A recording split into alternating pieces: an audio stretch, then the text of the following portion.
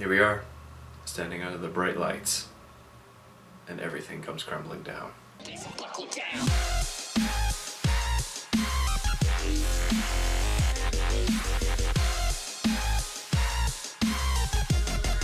Hey guys, So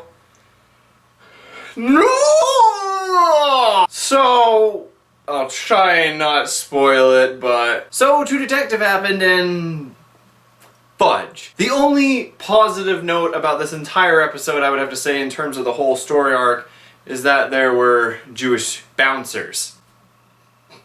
When I mean positive, I'm not saying like it was bad, the whole episode was bad. I'm just meaning this was a dark episode. This was probably one of the darkest episodes, if not of the entire series, because this is going straight up LA Confidential. The conspiracy is out and everything is going wrong. If you want, I'm gonna actually do my Twitter update of the entire episode. So, you see me working at Applebee's? That was a funny joke from Vince Vaughn. You must be a natural born pimp. That was also another funny line from Vince Vaughn, which was then followed by him brutally torturing and then killing his employee, who was the one who was connected with the underground female sex circuit.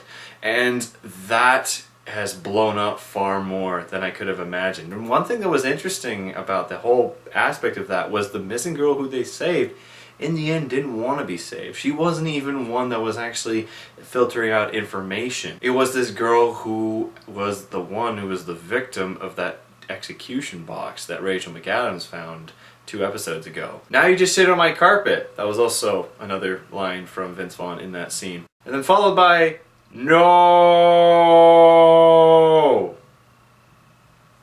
Yeah. So this episode was good, but it was hard hitting. This was definitely the episode where our heroes are really put against the wall, and some of them don't make it. There's a lot of loss in this episode, and we actually see the characters, they're at their lowest in terms of self-hope. Everything they do now hangs in the balance. Their lives are completely at risk, and the characters have never been more in danger. This episode was intense the whole way through. Not only were you seeing Vince Vaughn basically go full Punisher gangster against the people, against the people who screwed him over, and he's basically burning everything to the ground and getting out of there. Our cop characters are stuck in no man's land because their officiator is found dead, and everything links back to them in terms of guilt, so they have nowhere to go.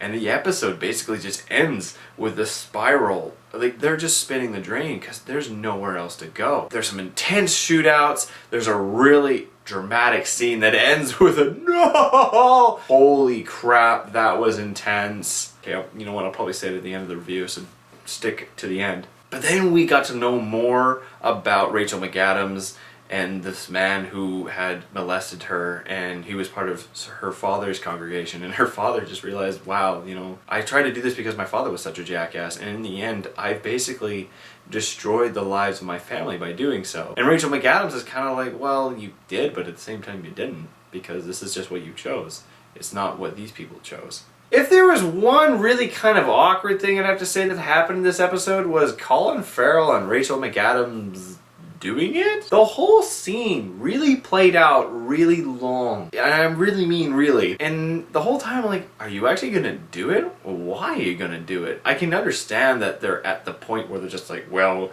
we're screwed, so we might as well screw each other. I don't know, I just thought that this romantic aspect just was kind of forced because we never really saw anything. Like, maybe if we had that constant connection that we had with the first few episodes when those two were partners, that would have made sense, but really she hasn't spent that much time with Colin Farrell. So the fact that they're doing it, I don't know, it didn't really make much sense to me. Now, this is the spoiler bit here, warning right here. Taylor Kitsch bought it, got out. You think he was totally going to escape. He knew more about the connections. He knew that the black police cop who's stuck in the 80s with that hair was part of it, and they know that they have stuff that can incriminate them. Then he gets shot in the back. Oh, the whole time I was just like, make it, man, make it. And every time they kept coming back to him, I was like, she's not going to do it. And it was funny too, is he was actually the character who I predicted to die. But the one thing I can definitely say that this episode left me feeling is they're not gonna make it. This is not gonna have a happy ending. And if it did, it'd be interesting. it'd be beyond interesting. It'd be rad. Rad in a bad way, but still interesting. So my rating for this episode, you know what? It's definitely a memorable one. But just because it's a little slow in the beginning and that romantic scene, I don't know, I'm just still not digging it. I'm gonna give this episode a 5 out of 7. Still really good. That's a lot of stuff that happens in it. There's a lot of oh shit moments that happened in it. But I don't know, it didn't mold for me as perfectly as the last episode did. So, one episode left. That's to my brother, by the way, because he hasn't got to see any of these episodes and he hasn't been able to watch any of these reviews because he's off in Europe. Mind you, he's off in Europe. That'd be way cooler than this. Buckle down.